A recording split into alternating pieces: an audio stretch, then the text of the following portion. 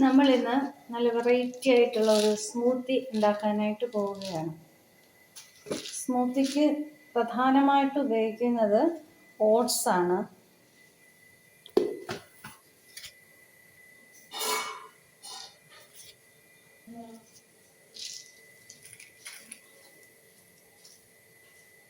ഏകദേശം ഈ ഓട്സിൻ്റെ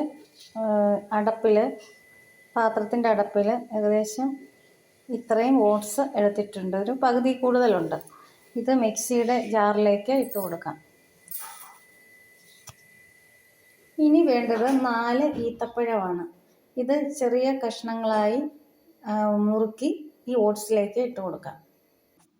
ഈത്തപ്പഴം ചെറുതായിട്ടൊന്ന് മുറിച്ചെടുത്തിട്ടുണ്ട്. ഇത് മിക്സിയുടെ ജാറിലേക്ക് ഇട്ട് കൊടുക്കാം.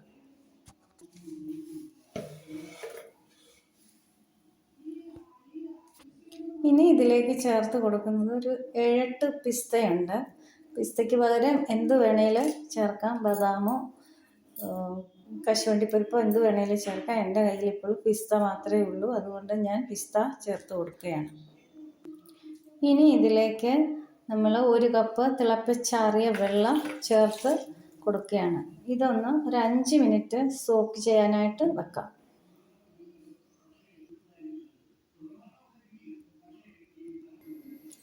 ഇനി നമ്മളിതിലേക്ക് ചേർക്കുന്നത് 4 ചക്കപ്പഴമാണ്. നല്ല വരിക്കച്ചക്കയാണ്. നന്നായിട്ട് പഴുത്ത 4 മതി. കാരണം നമ്മളിത് ഒരാൾക്ക് കഴിക്കാൻ പാകത്തിനുള്ള സ്മൂത്തിയാണ് ഉണ്ടാക്കുന്നത്.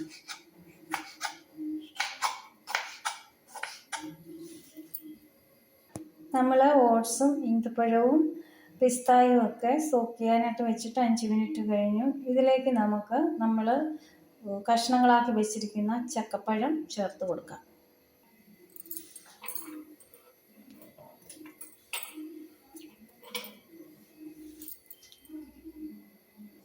ഇനി ഒരു പഴം കൂടി ഇതിലേക്ക് ചേർത്ത് കൊടുക്കാനുണ്ട്.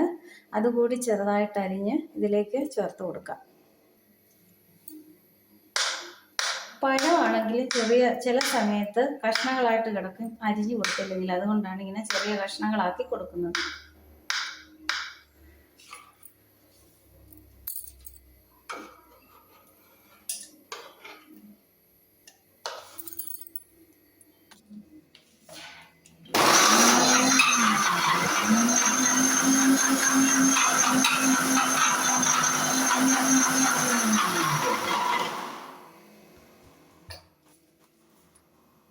ഒന്ന് നന്നായിട്ട് അടിച്ചെടുത്തിട്ടുണ്ട്. ഇനി തിക്നെസ് ഇത്രയും വേണ്ട എന്നുള്ളവർക്ക് കുറച്ച് വെള്ളം കൂടി ആഡ് ചെയ്ത് കൊടുക്കാം.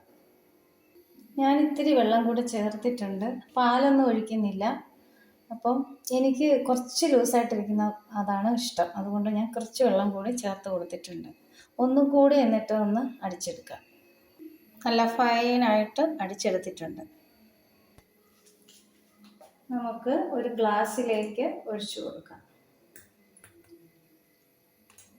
അപ്പം നമ്മുടെ സ്മൂത്തി ഇവിടെ റെഡി ആയിട്ടുണ്ട്.